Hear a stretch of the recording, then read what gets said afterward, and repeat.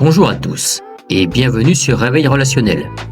Comme toujours, si vous n'êtes pas encore abonné, je vous suggère de le faire. C'est gratuit et ça vous permet de ne rater aucune de mes vidéos et de rejoindre notre communauté de presque 15 000 abonnés. Aujourd'hui, on va démonter la misandrie. Ce mépris systématique et joyeux envers les hommes qui est devenu non seulement acceptable en société, mais carrément rentable, subventionné et protégé. Avant d'analyser en profondeur notre nouveau sujet brûlant, nous allons regarder ensemble une petite vidéo humoristique, mais qui reflète bien l'état d'esprit d'une partie de la population. Je te préviens, juste, je suis misandre. C'est-à-dire ? Je déteste les hommes. Tous ? Tous. Pourquoi t'as voulu me rencontrer alors ? Parce que je t'explique, il y a deux sortes de féministes. Il y a celles qui détestent les hommes et qui veulent plus du tout en entendre parler. Et il y a celles, comme moi, dont j'en fais partie, qui acceptent encore de vous voir. C'est bien ça.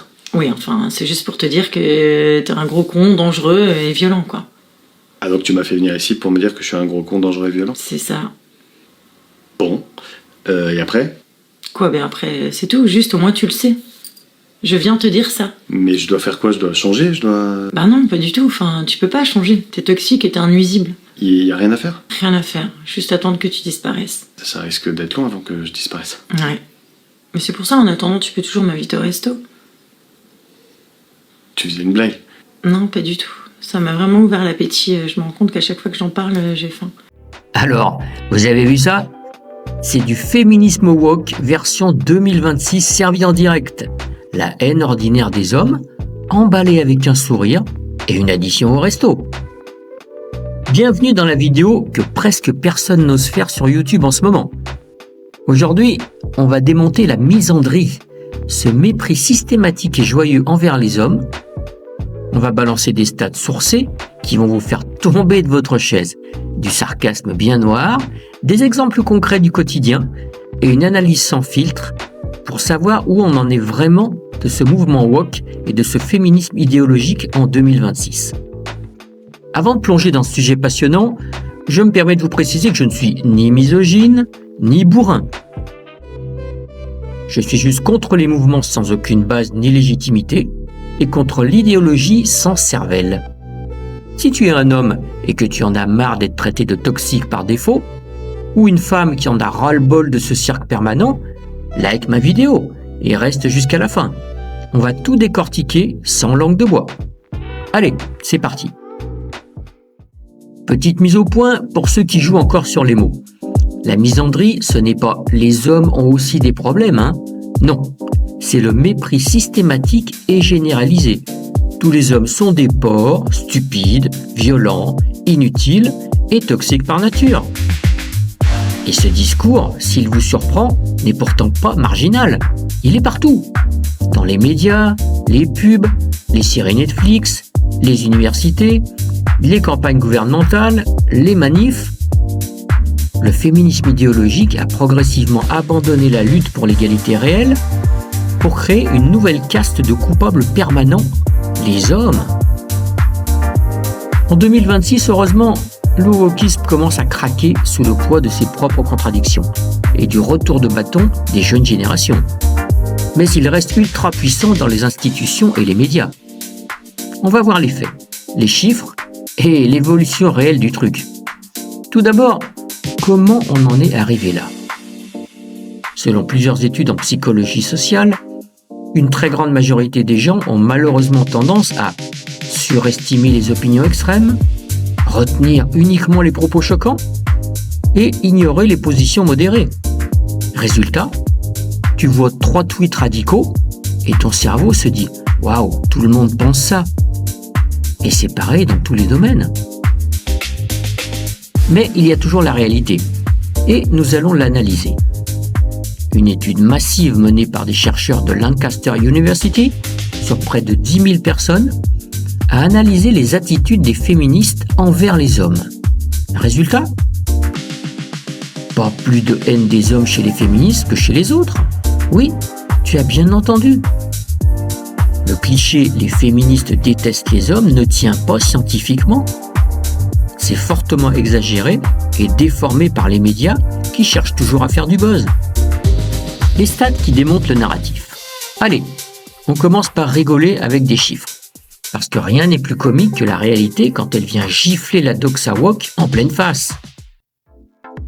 Stat numéro 1. Le suicide, ce grand oublié des discours sur le patriarcat.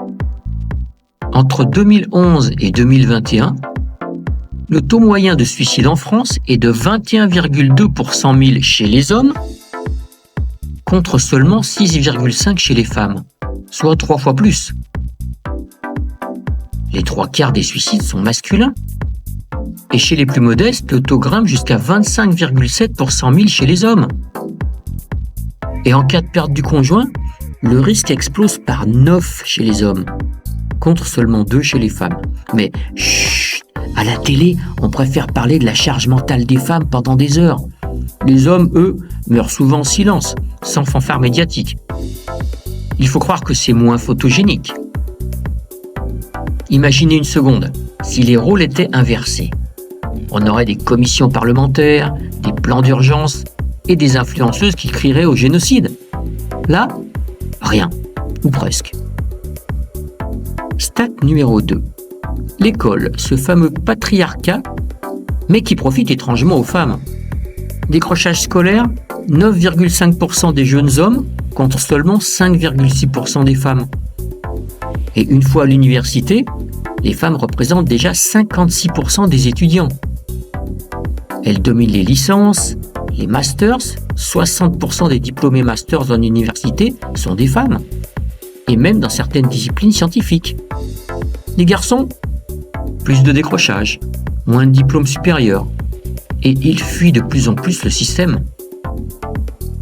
Pourtant, on continue allègrement à financer des plans filles et maths, des campagnes nationales, des quotas, des classes aménagées pour attirer les filles dans les filières scientifiques.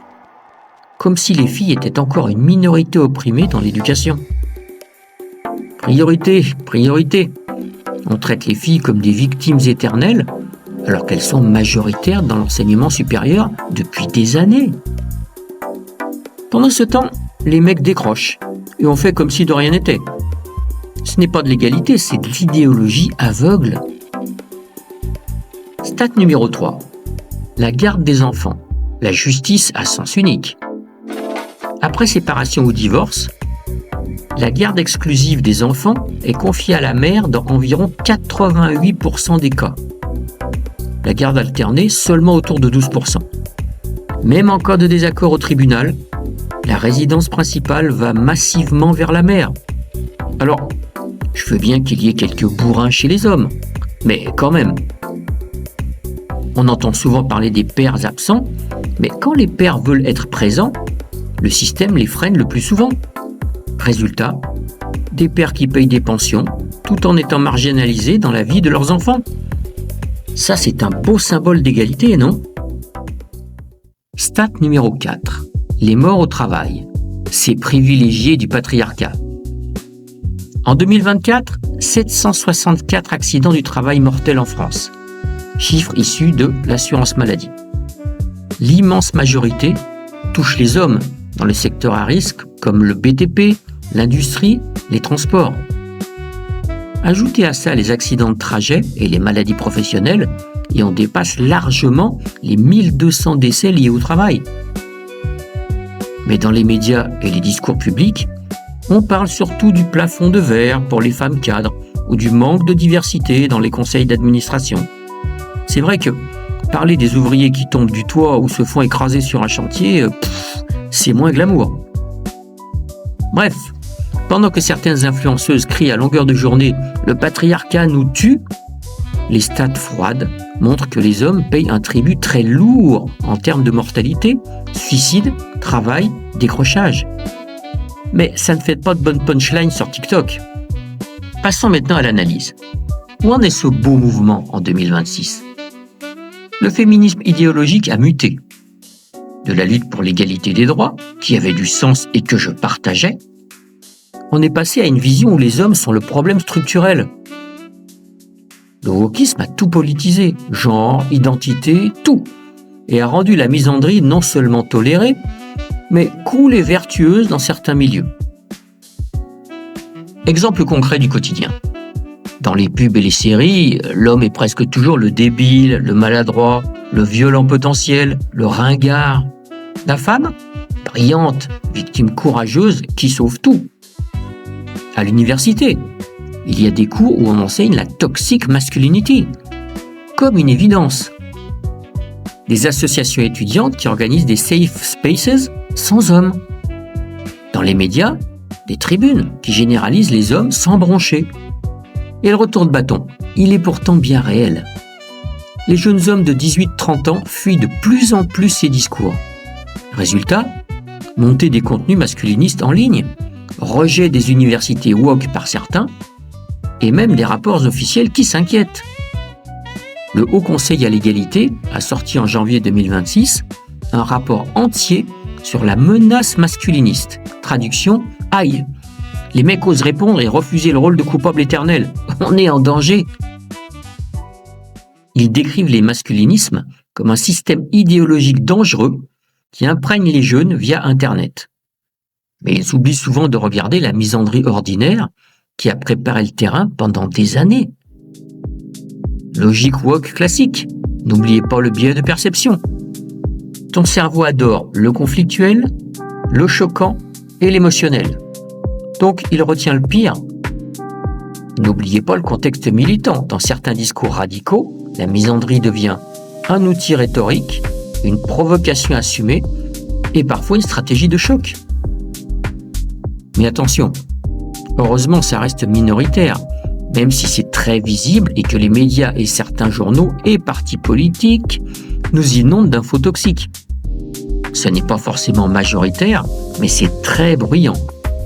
Et dans une époque saturée d'informations, le bruit devient la réalité.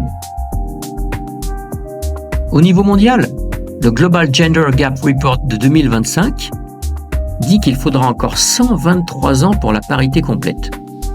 Et pourtant, dans l'éducation, les filles ont déjà dépassé les garçons dans de nombreux pays. Le rapport reconnaît que l'éducation est presque atteinte, mais continue à pousser des politiques comme si les filles étaient toujours systématiquement désavantagées. En Europe et aux USA, même tendance. Des campagnes publiques qui parlent de violence masculine comme si c'était génétique, pendant que les stats montrent que les hommes sont aussi et souvent plus victimes de certaines violences. Suicide, travail, etc. Le féminisme idéologique a gagné beaucoup de terrain institutionnel. Subventions, lois, éducation, mais il perd le soutien populaire, surtout chez les jeunes hommes qui grandissent avec ce narratif « tu es toxique par naissance ». Résultat, une génération qui se dit « ok, si on est tous coupables quoi qu'on fasse, on arrête de s'excuser et de jouer le jeu ». Ça n'est pas un complot machiavélique, c'est une idéologie qui s'est prise à son propre piège. Elle a voulu tout expliquer par le genre et la domination masculine, mais la réalité est revenue comme un boomerang géant. En 2026, le wokisme est encore dominant dans les facs, les médias françaises surtout, et les institutions. Mais il craque de partout face à la fatigue générale et aux priorités réelles des gens, comme l'économie, l'insécurité, etc. Conclusion. Voilà, on a ri, souvent jaune, on a vu les stats sourcés, on a analysé le grand cirque woke et féministe idéologique en 2026, encore puissant dans les sphères institutionnelles et médiatiques, mais de plus en plus contesté par la réalité brute et par une génération qui refuse le rôle de méchant permanent. J'espère que ma vidéo vous a ouvert les yeux et montré ce qui se cache derrière le discours médiatique et son brainwashing permanent. Oui, il y a parfois de gros relous chez les hommes. Oui, il y a parfois des manipulatrices chez les femmes. Mais ça n'est pas la majorité. Ouvrez les yeux, choisissez mieux. Et tendons tous vers une égalité vraie. La misandrie n'est pas un contre-pouvoir libérateur, c'est juste du sexisme inversé, aussi con, aussi bête et aussi destructeur que l'ancien. Alors si tu es un homme, arrête de t'excuser d'exister. Construis, protège, vis ta vie sans porter la culpabilité collective. Si tu es une femme qui en a marre de ce délire permanent, rejoins le camp de la raison et de l'égalité réelle, sans victimisation à sens unique. Le vrai combat, ce n'est pas une guerre des sexes subventionnés. C'est l'égalité des chances sans haine, sans généralisation débile et avec du bon sens. Like cette vidéo si tu en as marre de ce cirque. Commente ton exemple le plus absurde de misandrie que tu as vu récemment. Abonne-toi, active la cloche pour la suite. Nous, on va continuer à démonter les tabous. Partage avant que YouTube trouve ma vidéo trop dérangeante. On se retrouve très bientôt. Et n'oublie jamais la leçon du clip du début. Si une fille te dit que tous les hommes sont stupides et méprisables, invite-la quand même au resto, juste pour voir sa tête quand tu lui sortiras calmement les stats. À bientôt.